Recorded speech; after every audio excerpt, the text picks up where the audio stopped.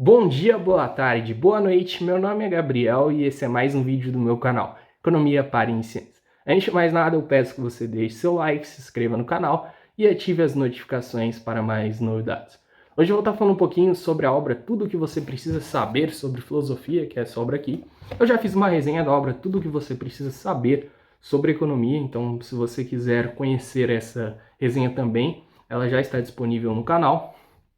E na obra de hoje eu basicamente vou estar resenhando, né, ou melhor, falando o que eu gostei, o que eu não gostei, falando das principais características dessa obra, né, dando alguns detalhes, fazendo uma análise, a minha análise como consumidora, né, como um cara que adquiriu a obra e leu.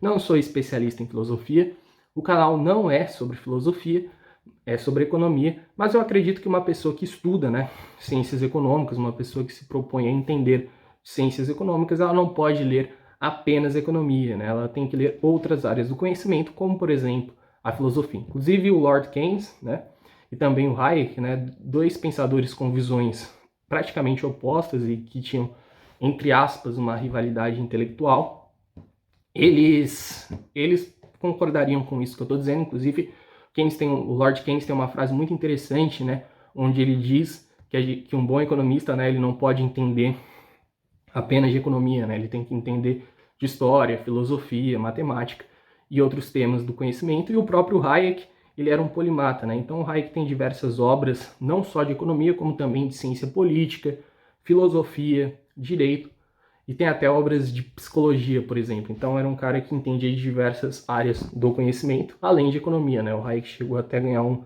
prêmio Nobel de Ciências Econômicas no ano de 1974. Então, indo diretamente para o livro, né? O livro ele é bem interessante, ele vai resumir, né, as principais ideias dos principais pensadores, né? Então a gente vai ter acesso às principais ideias de Platão, de Aristóteles, de Sócrates, né, de São Tomás de Aquino, de John Locke e outros diversos pensadores. Esse é um dos pontos muito importantes dessa obra. Além de explicar as principais ideias dos pensadores, essa obra também vai explicar temas como metafísica, vai introduzir o leitor a esse tema, vai introduzir o leitor ao tema de epistemologia, então ele vai explicar o que é um conhecimento a priori, o que é um conhecimento a posteriori, né?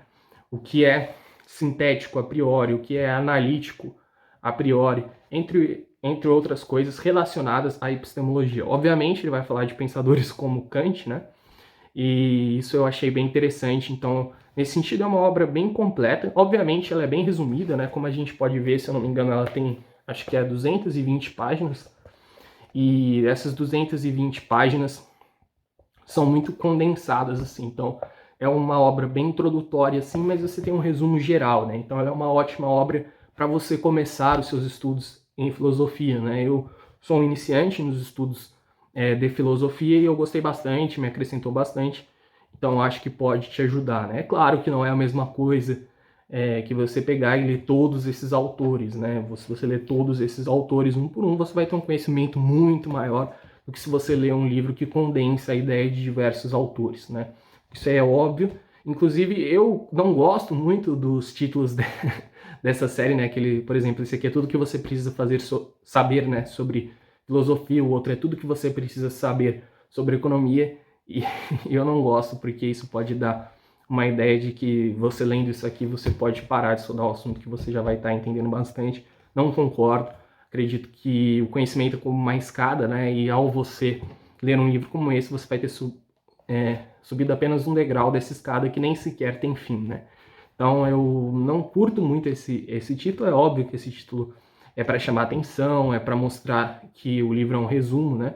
Só que eu não gostei do título. Mas isso aí é irrelevante, o importante é que o conteúdo do livro é muito bom e o resumo é muito condensado, é bem sintético e você entende. Então, por exemplo, a explicação sobre epistemologia aqui do livro ela é muito legal para quem está começando, ela resume muito bem. Inclusive, esse livro eu não recomendo apenas para quem está começando. Às vezes você já tem um certo grau de leitura e você quer ter um livro para você consultar, né? Então, por exemplo, eu quero relembrar brevemente tal conceito ou as ideias de tal autor que eu já estudei anteriormente. Aí você pega esse livro, abre, né, olha no sumário, qual que é a página do autor e lê as informações, dá uma relembrada. E eu acho que isso é muito importante, né? Porque, principalmente quando você lê muito, quando você estuda muito, às vezes você esquece. Então, ter acessos a resumos é sempre muito importante, né? Então, eu acredito que esse livro ele sirva para essas duas funcionalidades, né? Você pode utilizar tanto como um livro introdutório, né, aos estudos de filosofia, como você pode utilizar como uma consulta para você lembrar de algum conceito ou das ideias de algum pensador. A minha experiência com essa obra aqui foi muito melhor que a experiência que eu tive com a leitura do Tudo que você precisa saber sobre economia, tá? A obra Tudo que você precisa saber sobre economia tem alguns equívocos ao longo da obra e eu não encontrei nenhum aqui na obra de filosofia. Talvez seja porque eu sei bem menos, né, sobre filosofia, então pode ter algum equívoco que eu não percebi, né? Mas de forma geral, achei a obra muito boa.